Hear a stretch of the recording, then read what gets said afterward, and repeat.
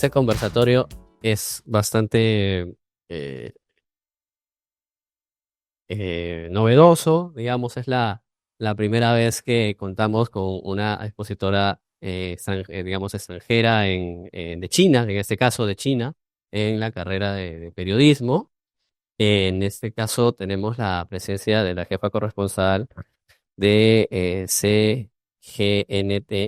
GCGTN de Latinoamérica, para Latinoamérica, Hibei Bei, quien ven ahí que es muy joven, ¿no? Pero tiene una gran trayectoria y conoce bastante bien Latinoamérica.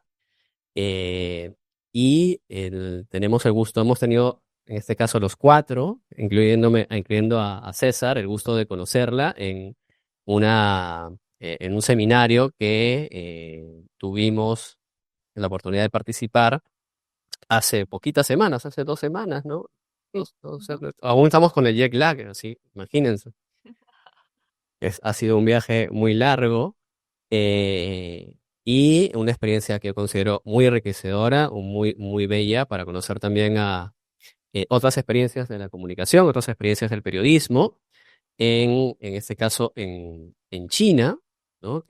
Está al frente de nosotros, hay que pasar el mar y llegamos a China. Y ha sido una gran experiencia donde también hemos tenido la oportunidad de conocer la realidad de sus medios, un poco de su estructura, conocer también mucha de su infraestructura, que de verdad es de un impresionante, de un nivel muy grande, y creo que este intercambio de conocimientos. Ah, mira, esa está la tacita de IRTP, que han puesto. Ahí está, baby. Y pasen, sí, por favor. Aquí adelante, por favor. Y desde la carrera de periodismo de Ruiz Montoya, ¿no? Tuvimos también la oportunidad de recibir un saludo de Beibei, que se ha difundido en las redes sociales, y también hemos estado en estas 2 semanas aprendiendo mucho de expositoras también como Beibei, y quiero presentar al panel. Primero ya presenté a Ji Beibei, también presento a César Chama, destacado periodista que ha sido también profesor de esta carrera de la Universidad Noriega Ruiz de Montoya, quien es editor general de Andina. Estoy también junto a Edith Martínez, conductora de hace muchos años, que he trabajado con ella también en el 2012-2013 en TV Perú, y con Annie Lu, quien es periodista del diario Sion, que también ha participado en este seminario. Y vamos a hablar un poco de los medios de China, de los medios de Perú, de las oportunidades que tenemos para intercambiar eh, puntos de vista, para relacionarnos, para integrarnos, y también sobre estas iniciativas de la Franja y la Ruta de la Seda, y cómo esto puede ser no solamente un generador de económico, ¿no? De mucha potencia, como es el puerto de Chancay, sino también para que sea un potente narrativo para el periodismo, para que busquemos nuevas historias, nuevas perspectivas, para que esa integración no solamente sea de cifras, sino sea también desde el punto de vista de la cultura eh, y las oportunidades y las transformaciones que puede traer la Franja y la Ruta de la Seda, donde Perú es parte con el megapuerto de Chancay, que cumplió justamente hace un par de días 1 año desde su puesta en uso, ¿no? Que está teniendo muy buenos resultados, y seguramente se va a ir consolidando en los próximos años, uniendo no solamente al Perú, sino también diferentes otras regiones de Sudamérica y Latinoamérica. Y quiero, en primer lugar, dar la bienvenida a Baby y darle pase a su exposición. Los alumnos de la carrera te escuchan. Muchas gracias por la invitación. Ah, Saludos desde Beijing. Ahora son las 7:30. Mucho gusto en conversar con todos ustedes, amigos y amigas, y también los periodistas, colegas que ya nos conocimos tanto en Lima como en China, ¿no? Entonces, para presentar Soy periodista de CGTN. He trabajado aquí 12 años en el canal de español y ahora en el departamento digital. Sobre todo manejamos la cuenta de CGTN Latinoamérica y creo que ser periodista es una de las mejores profesiones porque podemos recorrer por muchas partes y conocer historias y ser testigo de todos los acontecimientos en, en China, o sea, nacionalmente e internacionalmente. Mm, en China tenemos un dicho, es como viajar a 1000 leguas, eh, viajar 10.000 leguas y leer 10.000 libros. O sea, mientras estudian de libros hay que pisar las tierras y conocer ah, u- unos propios viajes. Entonces, ser periodista me da esta oportunidad de conocer casi todas las provincias de China y también 12 países hispanohablantes. Así que es un gran honor compartir con todos ustedes. ¿Sí? Y todos son estudiantes del periodismo, ¿verdad?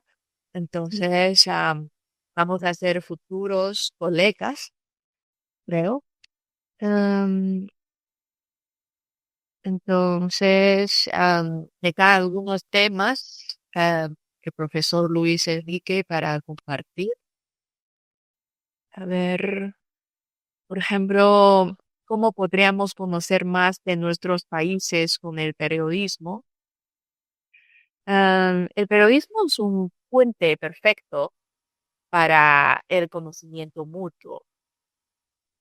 Por ejemplo, cuando yo hago noticias en América Latina, puedo hablar con las personas allá y cubriendo muchos eventos importantes como foros, seminarios o sesiones, etcétera. Mientras tanto, también hacemos enfoque en microhistorias de mostrar cómo es la vida de la gente. Por ejemplo, he ido a las favelas, eh, a la Amazonía, a ver cómo viven las personas con el pororoca. Se dice pororoca en portugués, es como marea, marea del río. La gente acostumbra de la subida y bajada del agua. Mostramos al público chino cómo es la vida en la Amazonía, que es algo muy curioso para el público chino. Ah, también nos enfocamos en asuntos internacionales de suma importancia, por ejemplo, la APEC el año pasado, en 2024, en Lima. Yo fui a Lima para cubrir este evento, el APEC 2024. Y en la sede de organización de la APEC, en el centro de prensa, ah, hice varios videos y también me entrevistaron muchos medios de comunicación de Perú. Todos se interesan mucho de este vínculo entre China y Perú y la inauguración del megaproyecto del puerto Shanghái. La gente con mucha felicidad, la libertad de caminar en las calles, no importa de la hora, con bastante seguridad y cómo afectan la vida con los avances tecnológicos, cómo son los carros eléctricos, que es muy silencioso en las calles porque ya en Beijing, por ejemplo, la mitad son carros de nueva energía y cómo usamos un solo celular para hacer todo, ¿no? Y todas esas cosas en la vida diaria y también de trabajo. Hay robots, pero no tantos como se imagina en las calles, pero sí hay la inteligencia artificial que nos ayuda bastante eh, en nuestro día a día, por ejemplo, hacer check-in en un hotel y en las tiendas hay tiendas que sin vendedores, que la gente puede pagar lo mismo. Y estos son como son los casos reales de China, ¿no? Una vez que llegue pueden saber esta es la vida real. Y también en Lima, o en América Latina, porque como Luis Enrique ya ha dicho que nos vivimos en dos continentes tan lejanos, que atravesando el Pacífico. Entonces, del público general no se conoce tanto, ¿no? Pero puedo decir que, por ejemplo, cuando se celebró la APEC el año pasado, el público chino pudo conocer mucho más de Perú, de este país también milenario, rica de su civilización, de su cultura y de sus productos agrícolas. Ya ha llegado mucho a China, como los arándanos peruanos. Entonces, con estas oportunidades, periodísticas y de estos asuntos internacionales podemos eh, conocernos mejor y también gracias al trabajo de periodismo tenemos esta oportunidad de compartir a más público para que las informaciones lleguen a más seguidores, a más público. Entonces esto es como una introducción de las responsabilidades que tenemos los periodistas y siendo ah, comunicadores para diferentes lenguas, para diferentes culturas, es muy importante también dominar un idioma extranjero, ¿no? Dominar tantos idiomas me ayuda mucho para hablar con la gente. Un día en la era digital y la inteligencia muy a la sala puede ayudar a decir cualquier cosa, pero que la comunicación directa con la gente lo había dificultad. Así que sí, iré pedir a China y aprendes un poco de chino mandarín para ayudar muchísimo. Uso habla poquito como ni hao, sí, sí, hola, gracias. A lo que nos va a decir, ya sabe que hablar chino, muy bien. Listo, creo que ya compartí un poco de mi experiencia. Ya, si tienen más inquietudes, preguntas, me pueden hacer preguntas. O si quiere que puedo seguir Acá hay una hablando. experiencia de una estudiante de periodismo que ha empezado a estudiar chino. A ver, adelante. Qué bien, qué bien. A ver, hola, ¿cómo estás? 你好，我是Yelis. Um, en mi caso, la pregunta que le quisiera comentar, bueno, preguntar, es sobre las noticias en China, cómo es la cobertura allá, porque desde este lado del mundo se hace ver como si en China existiera mucha censura al comunicar las noticias. Entonces, quisiera saber desde el punto de vista de usted cómo se maneja realmente en China. Vale. No creo que censura es la palabra correcta. Es como la propaganda en los medios occidentales. Pero sí hay regulaciones, hay muchas regulaciones para los medios de comunicación, tanto los medios tradicionales como TV, radio y periódico, también para en el Internet.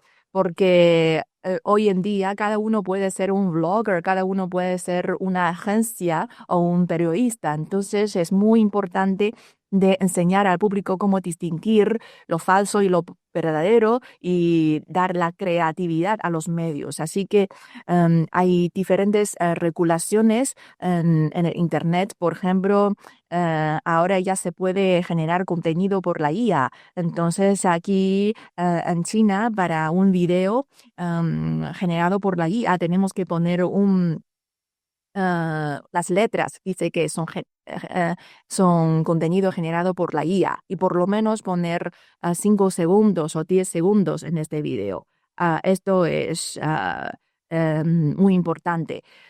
Y también para las noticias, um, creo que los medios de comunicación tenemos la responsabilidad de contar la realidad y también hay la función de como vigilar, ¿no? Vigilar cómo es la función del gobierno y cómo están realizando bien el papel diferentes organismos. Entonces, creo que eso es igual como los medios en otros países. Pero aquí hay una cosa muy diferente de otros países, es que los medios estatales son los medios que tienen más pesos y tienen más creatividades.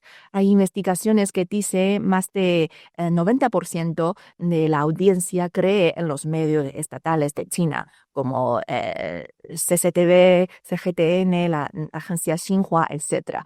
Porque ahora en esta era siempre hay muchas voces en el Internet.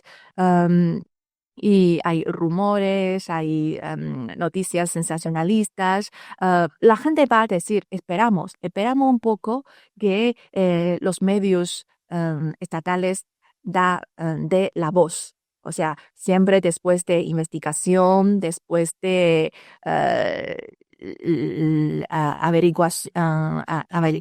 investigaciones, ¿no?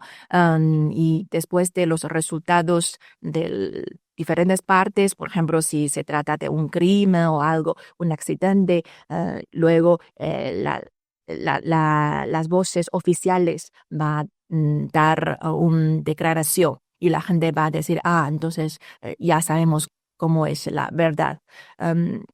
Eso es como un poco diferente de otros medios de comunicación en otros países, que a veces los medios del gobierno no tienen tanta creatividad, o sea, la gente no cree en estos medios, ¿no? Por eso en Facebook tenemos cuentas de CGTN, de diferentes idiomas, y el Facebook, como es una plataforma de Estados Unidos, nos ponen un tag, dice que es medio controlado por el gobierno chino, ¿no? Eso es verdad, pero una vez que Facebook pone esta tag a estas cuentas, o sea, no una vez que Facebook pone esta tag a nuestras cuentas, vamos a perder mucho flujo, porque y Facebook o otras plataformas no nos está dando visibilidad porque ellos creen que son medios de China, entonces no dicen la verdad o algún prejuicio o estereotipo que tiene, ¿no? Esa es como la gran diferencia que tiene entre los medios en China y los otros países. Pero aquí todos los periodistas de los medios ejercemos nuestra responsabilidad de cubrir los eventos correctamente, ¿no? Y mostrar cómo es verdaderamente la China. Y también con su pregunta, creo que una vez más es muy importante de mostrar al mundo cómo es una China verdadera.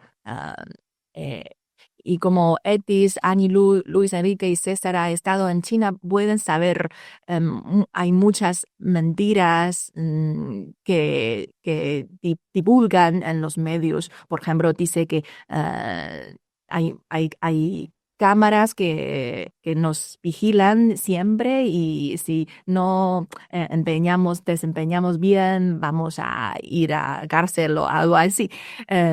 O sea, no hay privacidad, pero sí hay muchas cámaras, pero estas cámaras nos cuidan muy bien, nos garantiza una pura seguridad, ¿eh? Por ejemplo, si dejamos algo en una cafetería, ponemos nuestro computador y vamos a ordenar o vamos al baño y luego regresamos, nada pasa. Nada pasa con nuestros computadores y si dejamos algo de celular o no sé, el carros, o sea, nada va a pasar, sobre todo en las ciudades grandes, ya no hay tantos robos, ajá. Y en la noche, en la madrugada, eh, en las 12 de la noche, 2 de la mañana, sacamos dinero del banco, nada nos va a pasar. Entonces podemos sentir totalmente una libertad, una seguridad de caminar, de vivir aquí. Ajá. Creo que esta es mi respuesta. ¿Qué tal? Buenas tardes. Soy Ariel Piscoya. Mi pregunta va un poco más aquí yo sé que hace semanas se hizo una regulación en TikTok y una norma, que una ley, que mencionaban que solamente podía crear contenido si, por ejemplo, si era tipo de temas de salud, especialistas de salud, que ya no podías tipo ser Claro. más. Y quería como que, digamos, abordar un poco más el tema de las regulaciones, cómo llegaron a tomar esa medida, cómo fue el estudio y cómo lo tomaron también los usuarios y los mismos creadores de contenido, ¿no? Gracias. Gracias. Sí, he notado que hace poco hay esta noticia que dice que todos los influencers chinos tienen que tener certificado para ser influencers, pero no es así. Y además es una regulación que hace años ya publicamos, y dice que para regular la seguridad y el ambiente, como se dice, el ambiente limpio en el Internet, hay que regular de las transmisiones en vivos y la gente que, por ejemplo, promociona sus ventas, sus productos en Internet, sobre todo en los ciertos sectores, como tú bien has mencionado, de sector financiero, sector médico, o sea, de salud, y también de ley, ¿no? De legislación de derecho, que son algunos sectores que necesitan profesionalidad, ¿no? De ser como ser expertos en estos sectores. Por eso hay regulaciones, pero esta no es nueva noticia, es ya hace años publicamos estas regulaciones para Internet, para las publicaciones y las transmisiones en vivo en Internet. Que dice para ciertos sectores hay que tener credenciales, tener certificados, ¿no? Si no, va a dirigir muchos resultados negativos. Por ejemplo, si no eres médico y promocionas ciertos medicamentos, ciertas vitaminas o no sé, y no tiene la buena calidad y son falsa información y va a desinformar al público y dañar la salud, ¿no? Y igual con el sector financiero y el sector de derecho, ¿no? Sí, porque cada uno puede ser un blogger. Entonces, si dices, soy experto de derecho, te voy a enseñar cómo divorciar sin perder su dinero, algo así, un ejemplo. Pero hay que ser un verdadero abogado para decir estas informaciones. Por eso hay estas regulaciones en China para crear un entorno limpio y sano en el Internet. Porque aquí las transmisiones en vivo son muy de moda, creo que en Perú también. La gente puede promocionar sus productos, sus cursos, ¿no? Lecciones, curso en línea, ¿no? Porque dice que el final de ser influencer, de ser blogger, de hacer transmisión viva es ganar dinero, ¿no? Depende de promocionar cualquier producto o curso o ideas, ¿no? Entonces la gente te va a creer. Por eso es importante de asegurar la identidad, la creatividad de cada influencer, de cada uno que hace promociones en el Internet, si no va a causar muchos caos o afectar la salud, y también va a causar que la gente pierda su dinero, ¿no? Etcétera, etcétera. Bien, bueno, bienvenida a Vivey, gracias por la conexión, bienvenida a la carrera de periodismo de la Universidad Antonio Ruiz de Montoya. Em, bueno, mucho se comenta de que los periodistas chinos están en Perú con la inauguración del puerto de Chancay. Sí. Entre 1999 y el año 2000, yo trabajaba en la agencia France Press Y recuerdo que en una conferencia de prensa en Lima conocí a un corresponsal de China de una agencia que se llamaba Xinhua. Y yo le pregunté, ¿qué significa en español? Y me dijo, es China Nueva. Somos de la agencia Sí, estatal China. ajá. Y tuvimos una grata conversación y terminamos conversando respecto a la cultura. Y él me Ujú. invitó a la agencia que está muy cerca de Javier Prado, me acuerdo. Y fue allí entre 1999 y 2000, hace 25 años más o menos, que yo supe de Xinhua. Y luego, por Ajá. supuesto, el mundo de las agencias de noticias es fabuloso, ¿no? Porque pues reflejan la cobertura de los medios estatales, pero sobre todo un periodismo muy riguroso, ¿no? Un periodismo de calidad. ¿Podrías comentarnos respecto a esas prácticas periodísticas que tienen allí en la agencia de noticias que representas? Sí, Gracias.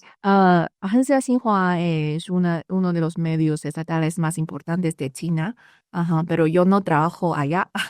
Pero usamos sus contenidos, por ejemplo, las fotos, las noticias para publicar en nuestro grupo de medios de China, ¿no? CMG. Ya es el grupo, creo que de mayor envergadura en todo el mundo, porque aquí trabajamos los empleados, más de 23.000 empleados en el grupo de medios de China, sí. Y como he dicho, tenemos canales de televisión en 5 idiomas, que son chino, inglés, árabe, ruso y español, que tiene canal en televisión, que pueden ver que está transmitiendo aquí. Este es el canal árabe, me parece, y aquello es, no sé, en francés. Ajá.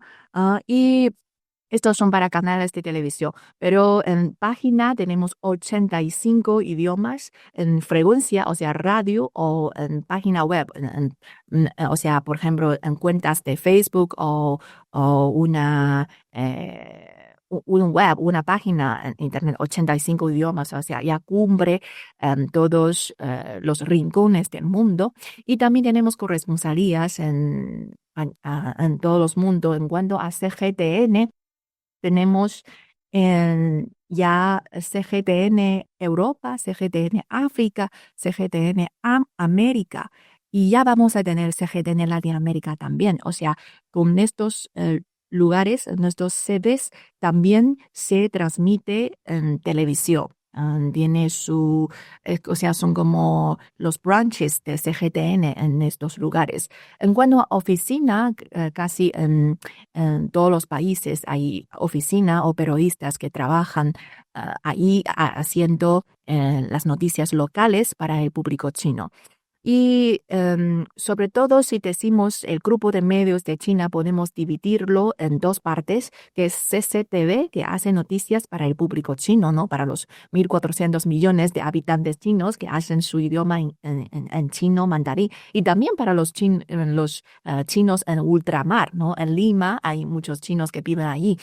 Todos ellos ven mucho CCTV 4, que es un canal sobre todo para los chinos en el ultramar también. O sea, por ejemplo, CCTV 5 es de deporte, CCTV 8 es de legislación, de derecho, y también hay canal para juventud, hay canal de noticias, hay canal de películas, de documental, etcétera. De CCTV, o sea, los canales chinos, tenemos más de 50, creo que es 55 más o menos. Y luego la otra parte es CGTN, que es para el público extranjero, con 85 idiomas, transmitimos como es la China verdadera, transmitimos noticias domésticas, mostrar cómo es los avances tecnológicos, la civilización ecológica, cómo es la vida diaria, y también nos enfocamos en asuntos internacionales. Y para cada idioma diseñamos diferentes contenidos. Creo que este es un concepto importante hoy en día para la comunicación internacional, que se llama comunicación con precisión. O sea, diseñamos ciertos programas, escaletas para diferentes idiomas, para diferente público que habla cierto idioma y que vive en cierta área. Por ejemplo, Estos días hay mucha noticia sobre Venezuela, Estados Unidos, hay muchos videos de Maduro. Entonces, en CGTN Español, en CGTN Latinoamérica, publicamos más de estos contenidos.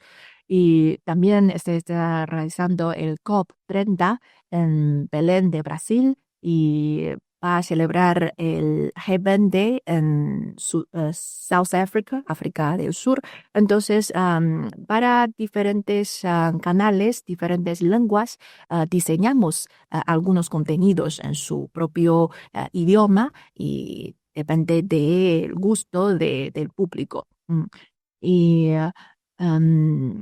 esto es como la presentación del grupo de medios de que China es también profesional y de buena calidad, como has dicho, de la agencia de Xinhua. Y la agencia de Xinhua sobre todo manda, o sea, en los años 99, como usted ha dicho, 2000, creo que todavía no tiene muchos contenidos digitales, pero ahora también está transformando y haciendo videos internet. Pero en cuanto a videos, noticias visuales, CCTV tiene más palabras porque somos una televisión, entonces siempre hacemos videos y usamos imágenes para mostrar, para decir las cosas. Es como la ventaja de CMG, del Grupo de Medios de China, en cuanto a la agencia Xinhua, que es agencia, ¿no? Ofrece de primer lugar, de primera mano, las informaciones, los que ocurre, pero nos colaboramos, usamos su origen, su source, también, y lo hacemos con nuestros propios camarógrafos, periodistas, corresponsales y mostramos con videos, sobre todo, en redes y en televisión. Gracias. Ahí está César. Muchas gracias, César. Sí, de acuerdo. Muchas gracias, Luis Enrique. Muchas gracias a todos los amigos de la Universidad Ruiz de Montoya. Un gusto de verlos después de algunas lunas, aquí reunidos para comentar lo que ha sido esta experiencia de nuestra visita a China. Las preguntas planteadas para esta conversación, una de ellas mencionaba de qué manera el periodismo puede ayudar a facilitar la integración entre pueblos y sociedades geográficamente distantes. Yo creo que el periodismo tiene mucho que decir. Nosotros cuando estuvimos allá en Beijing, en Chongqing, en Yunnan, en reiteradas ocasiones, en varios encuentros con colegas periodistas, y yo lo comentaba ya, tuvimos esta designación bastante amable de ser embajadores de la amistad peruano-china, que es un concepto con el que yo honestamente discrepo en algo. Los periodistas tenemos la obligación de tener una mirada amplia, objetiva y sin prejuicios respecto a las realidades que vamos conociendo. Y este concepto de embajador a mí no me cuadra mucho en el sentido de que no me convierto en vocero de una entidad o de una institución, pero al margen de ello, creo que la experiencia en China ha sido bastante enriquecedora porque nos permitió conocer de primera mano, una sociedad que está ya hace un buen tiempo en el primer mundo. Más allá de que el mensaje oficial de las autoridades chinas hablan de que son todavía una sociedad en nivel de desarrollo, lo llaman ellos, modestamente acomodado, el mirar, el ver, la posibilidad de observar la infraestructura pública en ciudades grandes como Beijing y Chongqing, por ejemplo, es algo que no estoy lejos de la verdad si digo que es espectacular. Digamos, emoción que uno siente cuando conoce este tipo de desarrollo, no nos debe hacer perder de vista un concepto que es básico y es elemental en la formación de los periodistas, y lo recoge la Carta de Buenas Prácticas Editoriales de France Press, ¿no? Y dice, la duda forma parte de la cultura del periodista. El periodista no cree a pie juntillas todo lo que le es proporcionado por las fuentes. Hay una necesidad de corroborar, hay una necesidad de confirmar todo aquello que uno recibe como información antes de ser trasladado al público. Esa tarea, ese mandato, si se quiere, permanece intacto, más allá de la muy cálida bienvenida que recibimos y tuvimos en todos estos días en los lugares que nos tocó visitar. Ya yendo un poco más al aterrizaje del tema de qué manera el periodismo puede contribuir, y yo cuando pensaba en esa respuesta tenía ahí tres títulos que son como elementales, como muy de entrada cuando uno quiere hablar sobre cómo el periodismo contribuye a acercar a los pueblos. No sé si tienes ahí la imagen a la mano, pero en todo caso yo lo voy a comentar así. Estas tres portadas de libros, y ojalá los periodistas jóvenes que saben información tengan la oportunidad de revisarlos y de leerlos, son, por ejemplo, el libro de Gabriel García Márquez que se titula De viaje por los países socialistas, que es una crónica de viaje que escribió él bastante joven, cuando le tocó ir a cruzar la Tina de Hierro y explorar esa realidad que por entonces estaba todavía un poco como vedada. Esta mirada de García Márquez a los países que le tocó visitar para contar estas historias, era también una mirada objetiva, no exenta de crítica. Luego también tengo otra portada en la misma línea de esta del asombro, del conocer otras realidades. Paul Theroux se escribe, es un periodista estadounidense, escritor estadounidense de origen francés, el apellido lo delata, y tiene varias publicaciones. Una de ellas, creo que la más conocida, El Gran Bazar del Ferrocarril, que narra este viaje desde Europa hasta Oriente, hasta China, y el retorno por Siberia. Entonces, esta es otro de los ejemplos de lo que el periodismo puede hacer para contar y para aproximarse a esas realidades. El hecho de haber estado 15 o 20 días en China obviamente no nos convierte en especialistas en China, no somos sinólogos, ni mucho menos, pero creo que la posibilidad de acercarse a una realidad tan compleja y tan diversa y tan distinta a la nuestra, lo que nos despierta ese interés por seguir conociendo. Y el tercer título al que quisiera referirme, ya que estamos hablando de qué potencial tiene el periodismo para fomentar la integración, creo que es despertar la curiosidad. El tercer título que tengo aquí a la mano es el de Dominique Lapierre, el periodista francés. He leído mucho de Lapierre y de su sobrino, Javier Moro, también, y este título es La ciudad de la alegría, que es una historia sobre una ciudad en la India. Él va contando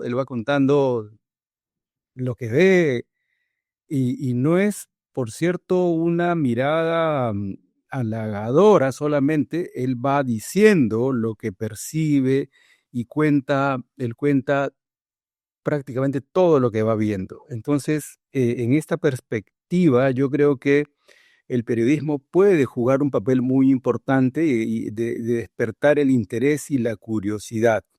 Claro, ojalá todos los estudiantes de periodismo tuvieran esa misma oportunidad de conocer China como hemos tenido nosotros. Éramos un grupo bastante grande, 30 personas, pero seguramente en el camino se va a presentar esas oportunidades, eh, y sobre todo apostar por historias. Yo tengo una debilidad por la crónica periodística, y yo diría que estos tres ejemplos que tenemos acá en pantalla son ejemplos bastante completos de lo que puede hacer la crónica periodística. Es decir, reconozco claramente de que estamos en tiempos de redes y en mensajes muy breves, donde la atención de los internautas, de los lectores, de los ciudadanos, es casi una fugacidad, ¿no?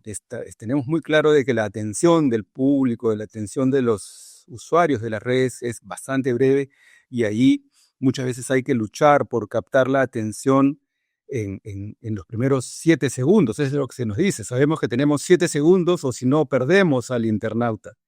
Sin embargo, creo que hay todavía, o hay de todas maneras un público ávido de leer, de poder conocer historias con profundidad, sobre todo porque el texto, no digo que las redes o que los contenidos audiovisuales no puedan hacerlo, pero el texto permite un reposo en la aproximación a la historia que es fundamental. Y allí también es responsabilidad y tarea de los periodistas cumplir con eso que es casi un mandato. Tenemos que informar, pero también entretener. Y entretener no significa hacer que el público suelte una carcajada. Un texto bellamente escrito puede conmover, puede emocionar a un lector dispuesto a conocer estas posibilidades. De las cuatro, bueno, hemos conocido 3 puntos, Beijing, Chongqing y Yunnan, y en cada uno de estos lugares tuvimos oportunidad de conocer no solamente su riqueza cultural y sus atractivos turísticos solamente, sino también observar de primera mano la calidad, la calidez de las personas con las que nos tocó interactuar en cada uno de estos puntos. Mi reto, yo asumo esto como un reto personal, es poder trasladar a las personas que me leen en mi red personal, ya sea en el periódico. El otro día publiqué una crónica sobre Dazú, que es un complejo de arte rupestre bellísimo, y traté de trasladar esa emoción que yo sentí en ese momento al público que lee nuestras publicaciones en el peruano. Claro, la parte fotográfica también juega un papel importante y los compañeros de TV Perú, por ejemplo, veo que han trabajado materiales en video y que también tienen un impacto. De hecho, creo que una de las tareas que nos queda como digamos, algo que podríamos acometer en el mediano plazo, ojalá que no se diluya el entusiasmo, sería poder recoger crónicas de, no sé, 8 o 10 de nosotros que se animaran a escribir sobre lo que ha sido esa experiencia desde distintas perspectivas. Creo yo que una sociedad tan grande y tan diversa como China, es imposible comprenderla si solo se pretende mirarla desde el punto de vista político o económico. Conocemos la magnitud de lo que es China en este momento, ¿cierto? Ya no hay discusión que si no es ya la primera potencia del mundo, lo será en muy poco tiempo. Pero para comprender China, creo que no basta con la perspectiva política o económica. Hay que tener también una aproximación a las bases y a las raíces filosóficas que están presentes incluso en el día a día de las personas que componen esta sociedad enorme. Esta intención de vivir en armonía con la naturaleza. Sabemos claramente de que se discute, por ejemplo, las emisiones de carbono y se dice que China no está cumpliendo. Esto tiene que ver también con temas geopolíticos, ¿cierto? O sea, si tú le dices a un país, no puedes seguir haciendo emisiones, significa que no puede avanzar en su producción, en sus niveles de producción. Y entonces China responde que esa es una cota interesada, que no les permite alcanzar todo su potencial de desarrollo. De acuerdo, eso es un tema del que se puede discutir. Pero en el trato, en el día a día que uno percibe con las personas en China, está muy presente esta intención de desarrollarse en equilibrio con la naturaleza, en equilibrio con el entorno, por ejemplo. El respeto entre las personas. Ya nos ponía Baby este ejemplo y lo confirmamos porque a algunos de nosotros nos tocó esto, de que uno deja algo, digamos, extraviado y nadie lo toca. El día o la noche que nos tocó ir a la plaza Tiananmen, yo caminaba haciendo mis fotos y me topo con un cerrito de teléfonos celulares. Y decía, bueno, ¿quién no ha dejado tantos teléfonos tirados en el piso? ¿No? Y empiezo a mirar a los lados y a unos 30, 40 metros veo un grupo de jóvenes que estaban tomándose fotos. Uno de ellos tomaba para todos. Y luego regresaron y eran los teléfonos de ellos. Los habían dejado y se habían ido lejos. Estaban lejos de sus teléfonos. Pero con esa seguridad de que nadie les iba a tocar sus aparatos. Claro, ahí la explicación nos la daba la explicación uno de los profesores, una de las personas con las que tratamos, es que ese aparato no sirve porque se activa con reconocimiento facial. Es decir, si yo me levanto un teléfono de esos, no me va a servir, es solamente carga. Nunca no voy a conseguir que funcione porque yo no soy el dueño de ese teléfono y por tanto ese teléfono no se echa a andar porque mi rostro no le es conocido. Y entonces son como las dos cosas, ¿cierto? Esta intención de respetar al prójimo, de respetar al otro, pero también desde la parte tecnológica, ese aparato es un bulto nada más si es que me lo llevara. Entonces, en realidad, para entender a China no basta con hacer el análisis político o económico, las variables económicas o el tipo de gobernanza china. Es un tema bastante amplio del que podríamos conversar, sino que hay que también zambullirse en sus raíces filosóficas. Gracias. Muchas gracias, profesor Charman. Y ahora vamos con Edith Martínez. Gracias a César por su experiencia. Cada uno de nosotros tiene algo más que contar. En mi caso, yo trabajo en TV Perú. He sido también reportera, pero fui en calidad de productora porque actualmente me desempeño como productora de televisión. Y la visión que uno va teniendo primero voy a empezar con una pregunta, a ver, ¿cuánto conocen de China? ¿Cuál ha sido el aporte de China para el mundo? A ver, un montón, una lista gigante, a ver, ¿cuáles son? O sea, el que los europeos hayan topado con América en un momento de su historia fue justamente porque pretendían llegar a China, ¿no? Entonces, digamos que siempre ha sido un foco de interés para las principales civilizaciones a nivel global establecer mercados fluidos con respecto a China, justamente por la cantidad de aportes que hay, ¿no? Seda, Ujú. papel, en el pasado, ¿no? Seda, papel, y en el presente también en torno a tecnologías, a diferentes productos, mercados y demás. Entonces, Como que hay un ejemplo ahí. sí, hay como una continuidad y hay un poco claro de muchas potencias en todo lo largo de la historia y todo lo largo del globo por China, justamente por los aportes que hay, ¿no? Muy bien tu intervención.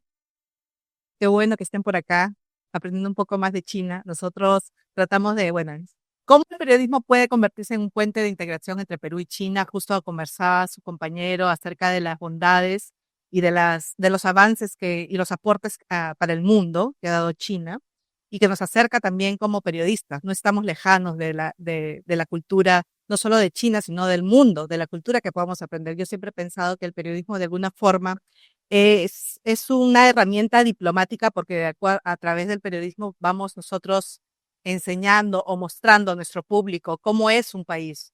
Ahora, ¿cómo hacemos para que el periodismo pueda convertirse en un puente de integración entre Perú y China? Como les decía, el periodismo es una herramienta diplomática y desde ese punto de vista hay que verlo sin estereotipos. A ver, pasa la siguiente y luego lo vamos a regresar luego. Conversaba con Bei Bei en una entrevista y me comentaba, pues, porque algunos todavía siguen pensando que los chinos, por ejemplo, comen perros, gatos, ¿no? Ratas. Porque cada que cuando regresé de China, mis familiares o algunos amigos me preguntaban, ¿ya has comido perro? ¿Has comido gato?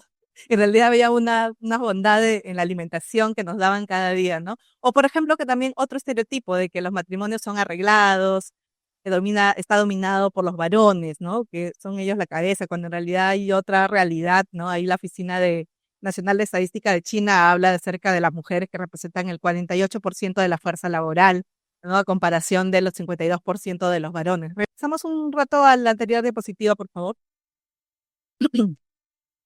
Lo que tenemos que hacer nosotros es analizar los datos oficiales, los documentos políticos, las agencias de noticias, escuchar voces diversas de académicos. Ahora todo lo encontramos en el Internet, ¿no? La inteligencia artificial y también ir corroborando los datos oficiales a través de agencias como la Xinhua, CGTN, CCT, comparar política educativa de China, crear un conocimiento bilateral, ejercer el periodismo de rigor es la forma de cortar distancias culturales. Vamos a pasar a la tercera, por favor.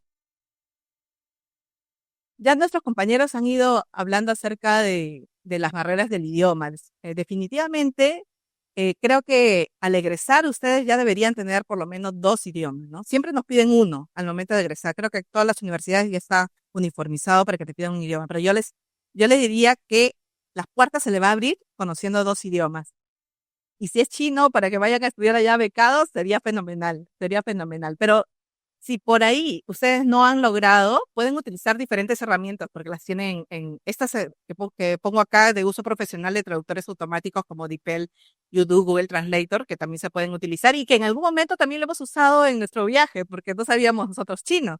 Y decíamos, ¿cómo vamos a hacer? Estábamos un poco atormentados y preocupados cómo nos íbamos a comunicar y agarrábamos el Google Translator y decíamos algunas palabras, pero decía cómo podemos depender tanto de un aparatito y al final qué ganas se decía por no estudiar chino o saber algo tan básico, ¿no? Pero al final aprendimos el saludo por lo menos, ¿no? Comprender que el idioma no solamente es palabras, sino también contexto, la barrera del idioma no desaparece, pero se puede administrar con algunas herramientas importantes. La siguiente, por favor. La información confiable, como ya nos lo han dicho nuestros compañeros. Desarrollo de sensibilidades estructurales, la academia, los centros de investigación. En la Universidad del Pacífico, por ejemplo, hay un centro, se llama Centro de Asia Pacífico, y hablan acerca de los temas de economía y relaciones Perú-China. Hay miles de investigaciones, si ustedes pueden ingresar a la página, te lo recomendaría, porque este PPT se lo voy a dejar para que lo puedas compartir con ellos, ¿ya? El IEP, que también tiene publicaciones sobre migración e identidad chino-peruana. La siguiente. Información confiable, acá tenemos la Embajada de China en el Perú, la del Perú en China, el Ministerio de Comercio Exterior y Turismo, el Banco Mundial, entre otras instituciones.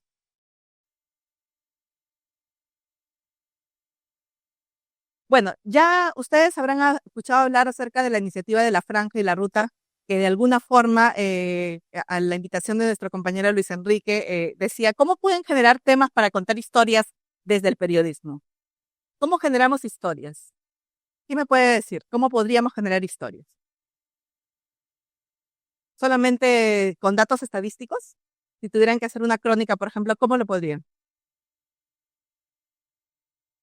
Ajá. Y si lo tuvieras que adaptar a nuestro contexto, al Perú. Se podría hacer una comparativa entre problemáticas sociales, ¿no? Se agarra una problemática social. Supongamos que hoy en día está muy de moda el tema del entretenimiento asiático Ajá. y la influencia que está teniendo acá en Perú, ¿no? También podría hablar un poco de la influencia de Asia, tanto en Perú como en China, mucha influencia de China, no solo en las palabras, sino en la gastronomía. Entonces podría La como conexión que, económica, claro, Perú también. y China. Ajá, entonces podría ser comparativa en cuanto a las problemáticas sociales o tal vez de intereses y se puede redactar ya sea una crónica, una entrevista, una nota. Ujú. Exacto, muy bien. Desde el punto de vista también, ahora que está el megapuerto, los impactos económicos, logísticos, sociales, ¿no? Las historias posibles, porque no solamente son números, también tenemos que humanizar la noticia, tenemos que buscar el ángulo humano, qué es lo que piensa el trabajador, cómo historias bonitas que existen, ¿no? También cómo hay matrimonios peruanos que se han ido a vivir a China. Hay un escritor que ahorita no recuerdo el nombre, que vivió como 10 años en Estados Unidos y que decidió trasladarse de Estados Unidos a China y ha empezado a hacer toda su vida allá en China. Entonces, ese tipo de historias, ¿no? Historias posibles como la vida de los trabajadores del puerto, cómo un distrito ha cambiado desde que llegó el megapuerto, cómo está cambiando, ¿no? Es una forma de... Y además que pueden publicar esos artículos, porque pueden tocar la puerta china hoy y mandar sus correos y sus crónicas. Lo pueden hacer. Acá su profesor les va a indicar cómo hacer. Historias humanas, familias peruanas, que ya lo dije. Eso es mi frase. Como periodistas, ustedes tienen un poder único, transformar la distancia en diálogo y la diferencia en una oportunidad, ¿no? Transformar la distancia en diálogo. O sea, cómo podemos acortar esa distancia con las crónicas, con el periodismo cultural, porque no solamente es economía, sino también podemos darle el punto de vista humano. Y ya lo demás, acá les dejo mis datos por si quieren escribir, porque si quieren preguntar, porque también hablaba de la franja de la hora, pero ya lo hemos abordado y creo que más nos centramos en el tema de las preguntas o lo que ustedes tengan curiosidad. Pero mi experiencia particular, lo que yo les puedo contar es que fui con ciertas ideas equivocadas o estereotipos ya formados desde acá y mi visión cuando llegué fue espectacular, ¿no?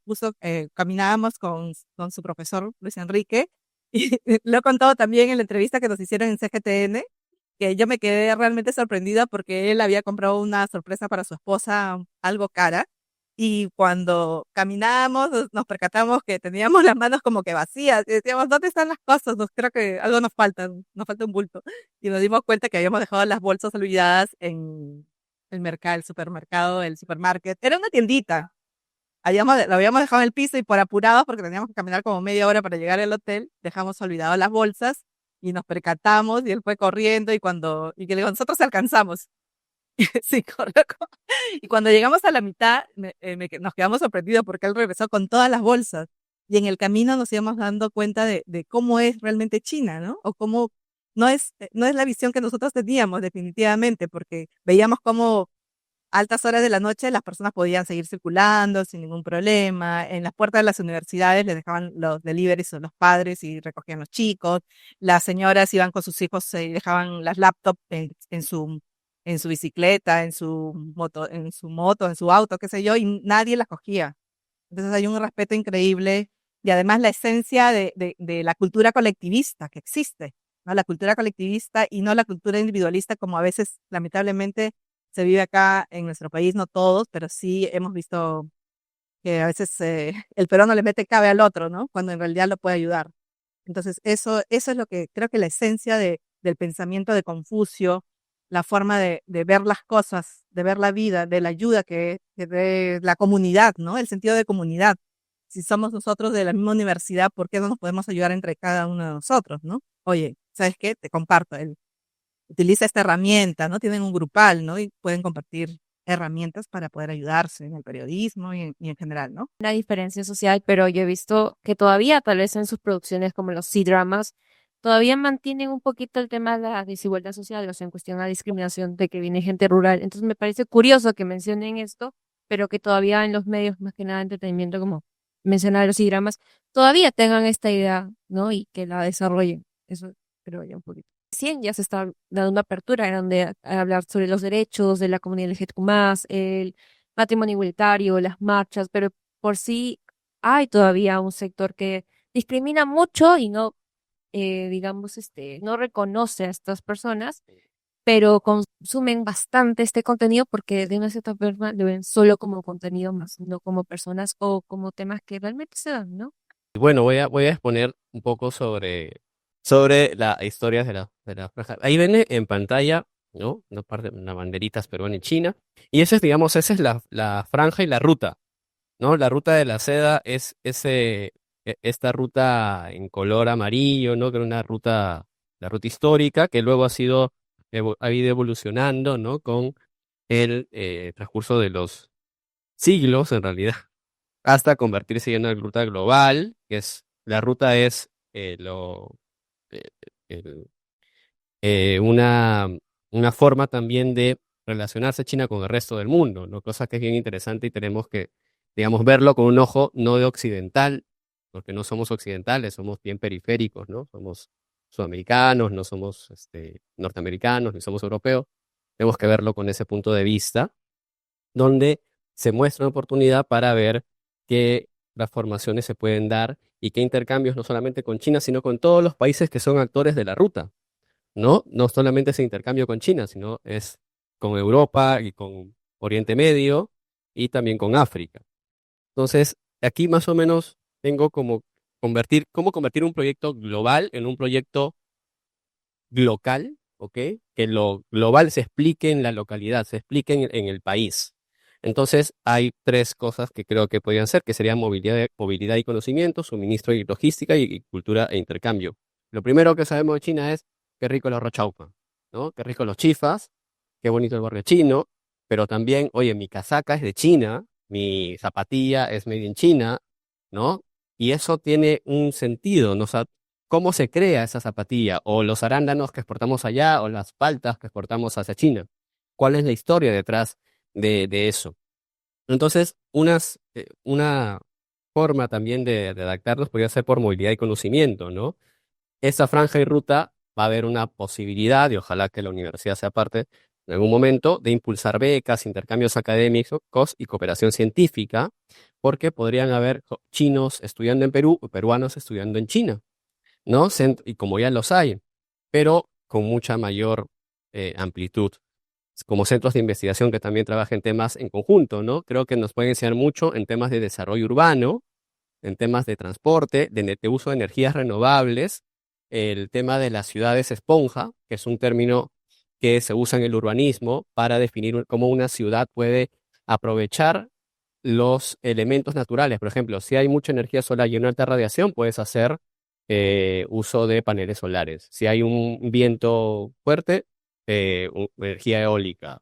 Si hay inundaciones, en vez que el agua se vaya por un lado, tú adaptas la ciudad para convertir eso en uso de agua cuando haya estiaje o cuando haya sequías.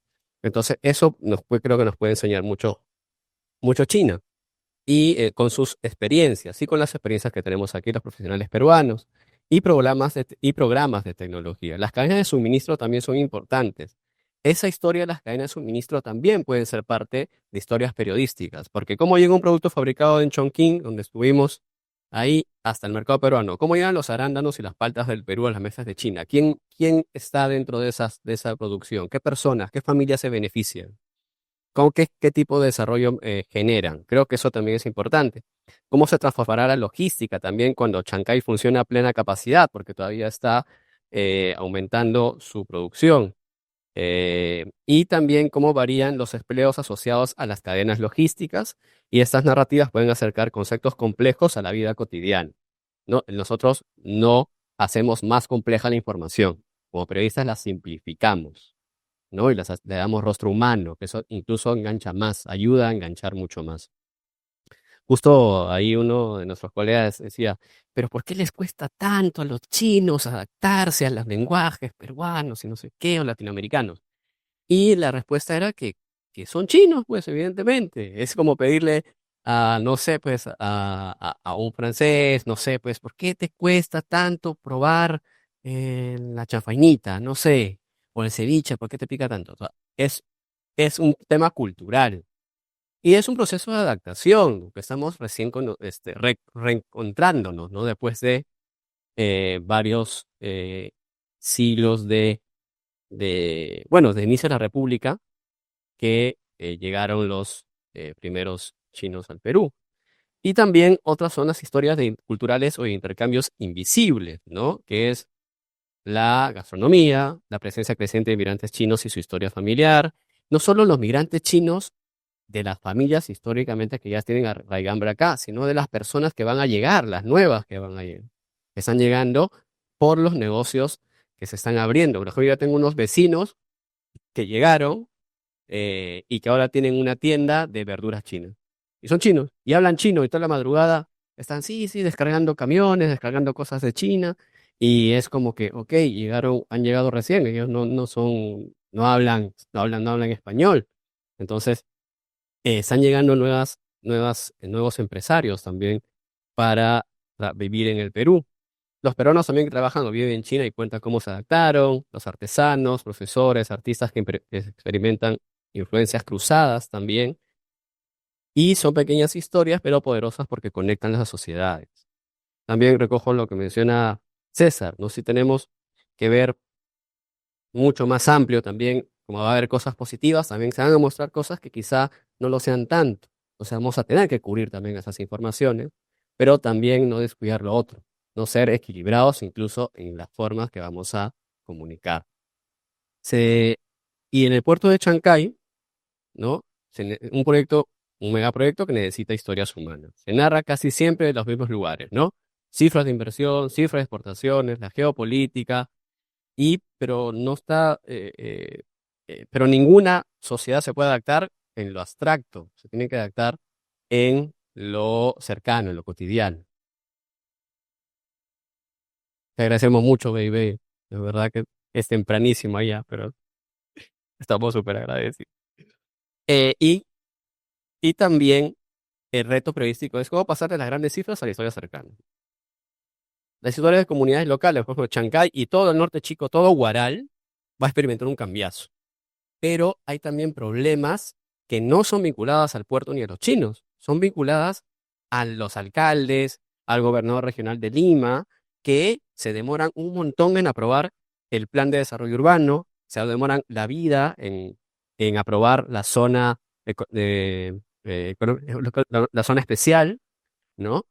Entonces, justo estaba la semana pasada en el Foro Nacional Urbano, donde me invitaron, y pude hablar con uno de los directivos del Ministerio de Vivienda, y me dice, mira, el problema está entrampado en Huaral, no sale. Y nosotros queremos sí ya aprobar, porque ellos tienen el plan de desarrollo urbano para Chancay, que incluye supermanzanas, alamedas, nuevas ampliaciones urbanísticas, mejoras también en la parte central, en la zona más tradicional, pero no hay avance. Entonces, esas historias habrá que contarlas también desde el punto de vista del periodismo para que se desentrampen aquellas cosas que necesitan ser desentrampadas en la gestión pública para que se desarrolle Chancay a la par como se desarrolla el comercio. Eh, También ver cómo los jóvenes pueden tener oportunidades laborales y buscar formarse. San Marcos ha abierto ya en Guaral, me parece, una sede en la Universidad de San Marcos.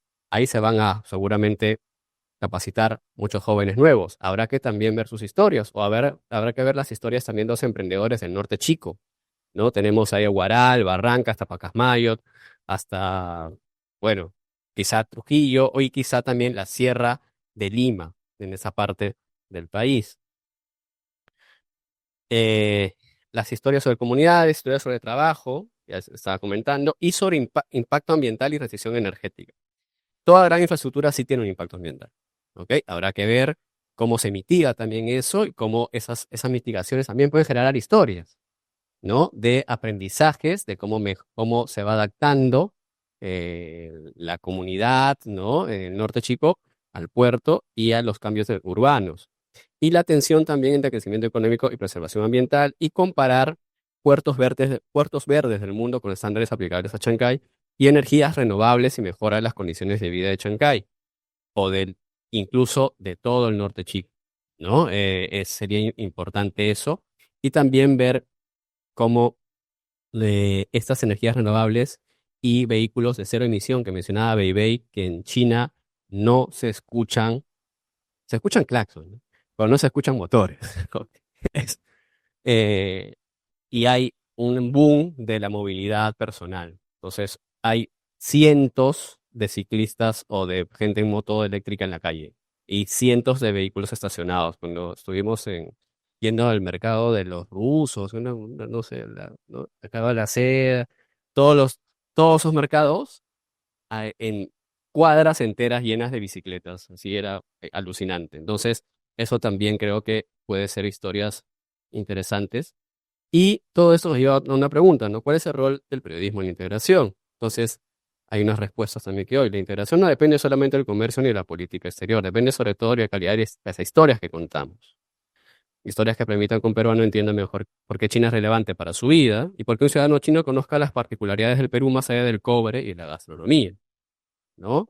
Eh, Somos civilizaciones muy parecidas, ¿no? Caral, y ellos conocen a Caral. Cuando fuimos ahí, Beibei me dijo, mira, hemos hecho reportajes en Caral y han exposiciones de Caral. Y digo, yo trabajo en Caral, le digo, hace años. He hecho mi tesis en Caral, le digo, intercambiamos opiniones, fue muy simpático. Y la Franja y la Ruta y el puerto de Chancay dan, ¿no? Un escenario único, ¿no? Para poder narrar nuevas historias. Y no se trata de activismo ni de críticas, tampoco simplista, sino de conocimiento. Entonces, ese conocimiento y el punto de vista desde el periodismo como generadores de conocimiento, no solamente de información, será también la base de toda integración que pueda ser real y duradera. Gracias. Mi nombre es Anilu Torres, egresada de la Escuela de Periodismo de aquí, de acá de la Universidad Antonio Ruiz de Montoya, y actualmente soy coordinadora de contenidos en el diario Gestión, que es un diario de economía, finanzas y negocios. Y hay tres cositas que les quería contar de la experiencia en China que podemos aterrizarlo en potenciales historias que se pueden contar. Tuvimos la oportunidad de, por ejemplo, visitar una empresa que fabrica tomógrafos de alta tecnología, de alta complejidad. Y una de las cosas que ellos nos contaban y que parecía bastante interesante y que de hecho de ahí surgió un artículo que publiqué después en Gestión, fue que en una oportunidad ellos tuvieron que instalar un tomógrafo en Puno. Una de las características de Puno, ¿cuál es? La altura.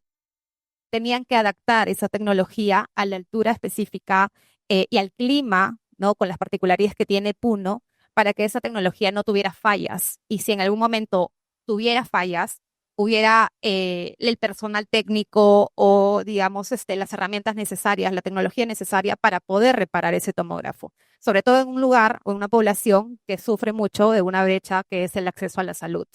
Entonces, en su laboratorio en China, con algunos ingenieros peruanos, pero particularmente de China, hicieron todo este proceso de adaptación. Y ese punto a mí en particular me llamó mucho la atención porque significa que Perú no solamente tiene que recibir tecnología o tiene que recibir todo lo que venga de China, sino que nosotros también podemos ser fuente o laboratorio de innovación de este tipo de empresas. Y ahí, por ejemplo, es digamos, un caso que también pueden salir varias historias, porque como esa empresa, hay otras más. Probablemente ustedes han escuchado hoy en día hablar ya de la empresa BYD. ¿Alguien aquí la ha escuchado? La marca de vehículos chinos eléctricos que ha entrado con fuerza, ya tiene una fábrica gigante en Brasil y que probablemente vaya a tener algo en el puerto de Chancay, porque la idea del puerto de Chancay es que atraiga empresas chinas siempre y cuando se apruebe la zona especial económica libre o con unas ventajas de aranceles.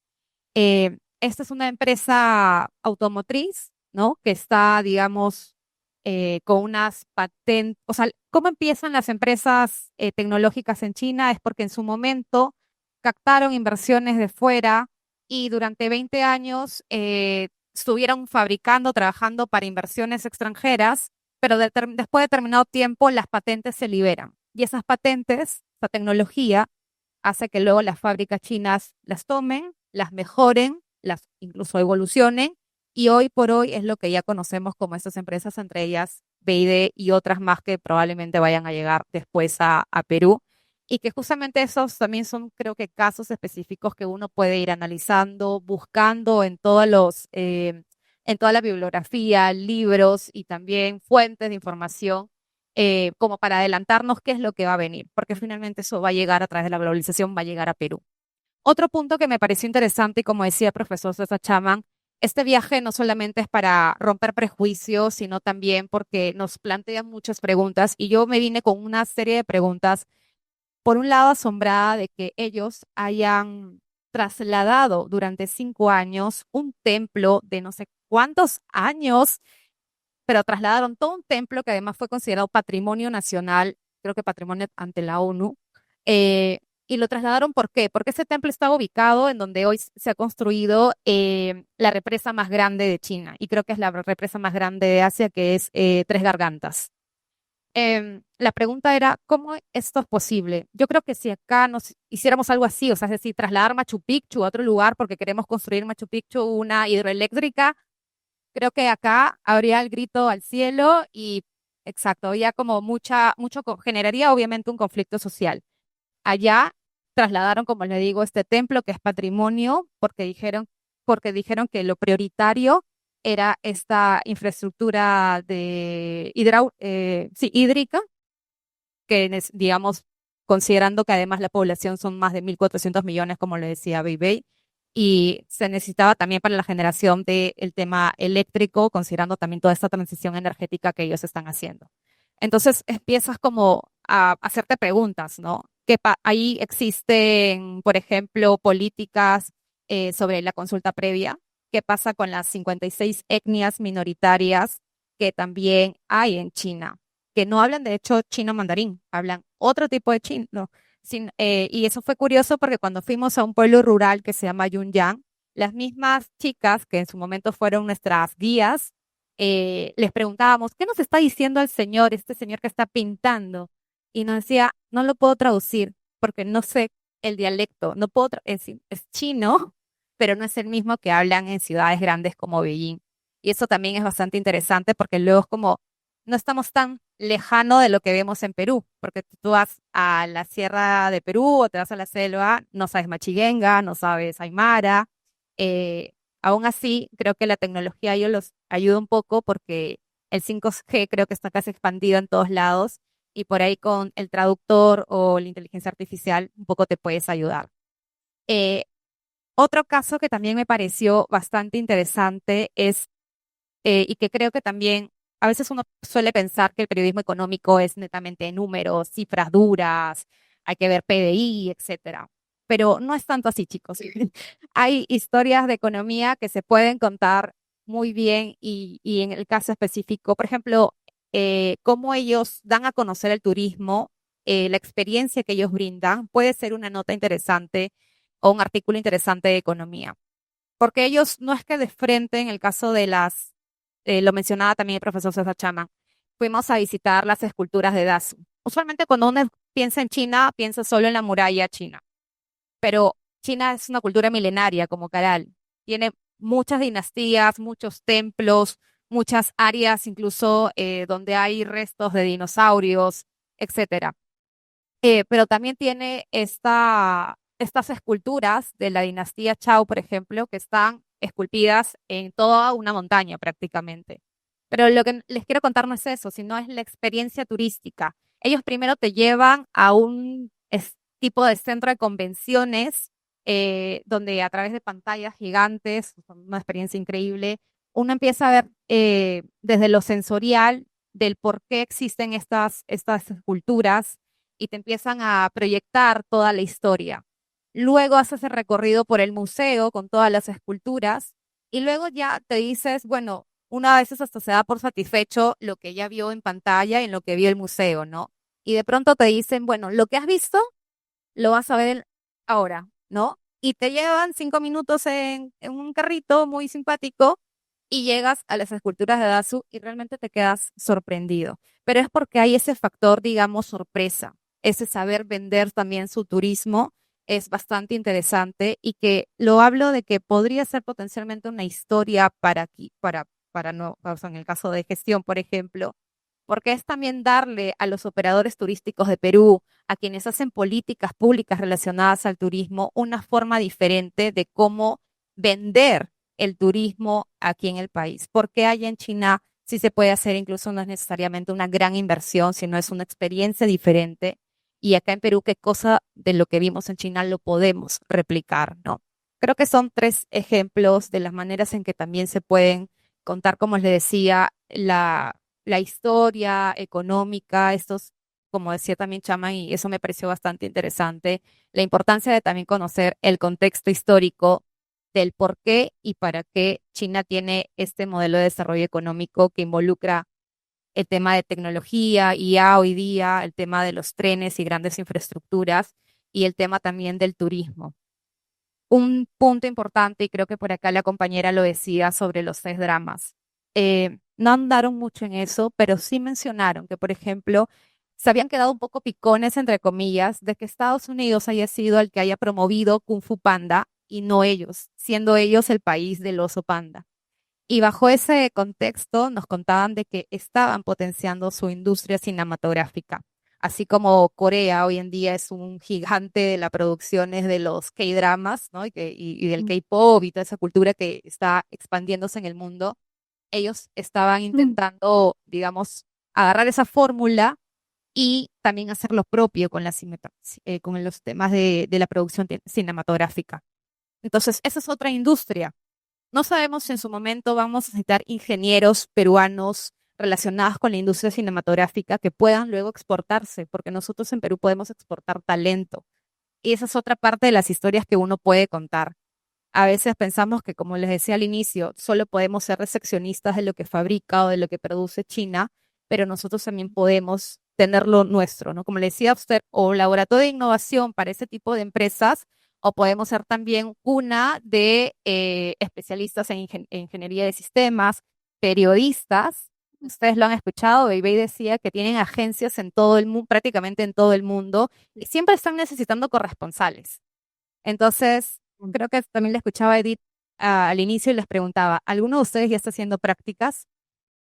Yo sí les recomendaría que empiecen a tocar puertas, sea el medio que ustedes deseen. Bueno, Edith trabaja en TV Perú, yo en Diario Gestión, que pertenece al Grupo El Comercio. Y bueno, si en algo podemos ayudar, vamos a estar obviamente siempre con las puertas abiertas para orientarlos o para, digamos, si conocemos de alguna convocatoria, también avisarles porque es la forma en que uno empieza ya a abrir espacios o abrir oportunidades Solo para cerrar, esta oportunidad se dio gracias a que el gobierno chino en estos momentos está tratando de llevar la mayor cantidad de profesionales, no solo de medios de comunicación, sino de otras áreas, a que conozcan justamente cómo es China y cómo es su modelo económico, como ellos le llaman, comunismo con particularidades chinas, ¿no? No es el comunismo de Cuba, no es el comunismo de quizás Venezuela o de otros países o de de cómo piensa la gente de qué es el comunismo, sino que ellos tienen su propio concepto y tienen su propia forma de desarrollar este modelo económico. Entonces, están muy interesados en llevar justamente, sobre todo países de Latinoamérica, porque ven que hay oportunidades de desarrollo acá, hay oportunidades de intercambio cultural. Entonces, y los seminarios de hecho se hacen en lengua española, porque como dato extra, la mayoría de sus universidades están enseñando lengua española porque están muy interesados en que en que la población china sepa también ese segundo idioma, ¿no? Entonces, bueno, creo que resumí, bueno, hay más obviamente por contar, pero he querido ser bastante breve para que si hay preguntas o consultas, dudas, etcétera, pues la puedan hacer en estos momentos. Gracias. Muchas gracias por esta exposición. He aprendido mucho por ustedes. Edis, Luis Enrique, Anilu y César, muchas gracias a ustedes porque es difícil dejar al prejuicio y los estereotipos que ya ha tenido sobre una persona, un lugar, un país y tener sus propias valoraciones, evaluaciones según sus propios ojos. Gracias de ser los embajadores ya de la amistad y de mostrar cómo es la realidad china a todo su público, tanto por sus medios también como con los estudiantes y los familiares, ¿no? Ahorita fui corriendo para sacar mi desayuno, para ver qué comemos, que no comemos gato ni perro. Mira, es como desayuno normales, hay sopa de tofu, hay baozi, maíz, etcétera, ¿no? Entonces, estas son la vida diaria, son las cosas que ustedes muestran al público. Y quería decir a los estudiantes que ustedes se encuentran en la mejor época y el mejor tiempo de estudiar, de esforzarse para su futuro, tanto trabajo como una vida y también una responsabilidad cargada, ¿no? De mostrar al público las realidades, no solamente del Perú, que también es una civilización brillante, y también al mundo, ¿no? Entonces creo que para ustedes, los jóvenes, es importante como ya decimos, que dominar un idioma extranjero, pero también un concepto multicultural, un concepto internacional, no solamente del Perú, de América Latina, sino pueden mirar a todo el mundo y, como bien ha dicho César, dudar es la responsabilidad de un periodista, ¿no? Siempre hay que confirmar los datos, las informaciones que ha leído, de chequear si es falso o no. Por ejemplo, si mi familia me muestra un video, mira, pasa esto, ¿cómo así? Yo voy a decirlo, espera, esto puede ser un video falso, puede ser un video creado por inteligencia artificial o puede ser sensacionalista, ¿no? Y por último, quería decir que anteriormente no teníamos la capaz, como dijo Anilú, de mostrar la cultura china o de transmitir nuestras voces a más público. Por eso, los medios occidentales, ustedes han dicho tantas cosas que no son reales de China. Pero ahora, hoy en día, ya somos capaces, con muchos periodistas, comunicadores, que tienen esa responsabilidad y esta capacidad multicultural, ya podemos transmitir nuestras voces directamente a nuestro público, ¿no? Y también para que sea escuchado y entendido de una manera que ustedes puedan entender y recibir. Tal como hace 80 años, Japón nos invadió y sufrimos bastante, pero no teníamos capaz de resistir. Hoy en día, cuando el primer ministro de Japón otra vez amenazó con unas palabras peligrosas, ya los chinos no tenemos nada de miedo. Ya somos un país que se ha fortalecido, ya tenemos esta, ¿cómo se dice?, fuerza o este poder para rechazar a ninguna invasión o agresión. Pero el desarrollo de China y la modernización al estilo chino es un camino pacífico. Como bien dijo Edis, que es bajo de la filosofía china hace 2000 años, el taoísmo, el confucianismo, la armoniosa. Entonces es un desarrollo a diferencia de la modernización occidental, que es basado en el interés de los otros, ¿no? Sino la modernización china es basado en una prosperidad común y un futuro compartido. Tales como dijo Luis Enrique de la Franja y la Ruta y el puerto Shanghái, todo eso es para un futuro compartido entre todos seres humanos que estamos viviendo en una aldea vecina. Perú y China somos vecinos a través del Pacífico. Así que, amigos y amigas, pueden, ¿cómo se dice?, disfrutar de esta época, que es su mejor época de estudiar mucho y hay mucho por hacer entre China y Perú y también de dar a conocer al público sus propias historias del Perú y también las historias internacionales. Muchas gracias. Y pueden seguir a Bebecita o Bebe en China para conocer más detalles. Por ejemplo, yo fui al Museo de Liangzhu, que tiene esa civilización de 5.000 años a la par al Caral, que dije a Luis Enrique, que es al mismo tiempo surgió estas dos civilizaciones del Caral y también el Liangzhu. Hace una semana fui a este museo, publiqué un video de este museo. Muchas gracias y estamos en contacto. Está con su oso panda, mira, César, ¿la ves? Mira mi llamita y un oso panda. Simboliza la amistad entre China y Perú. La llamita que me regaló Edith. China y Perú, amigos por siempre. Sí, amigos por siempre. Gracias, baby.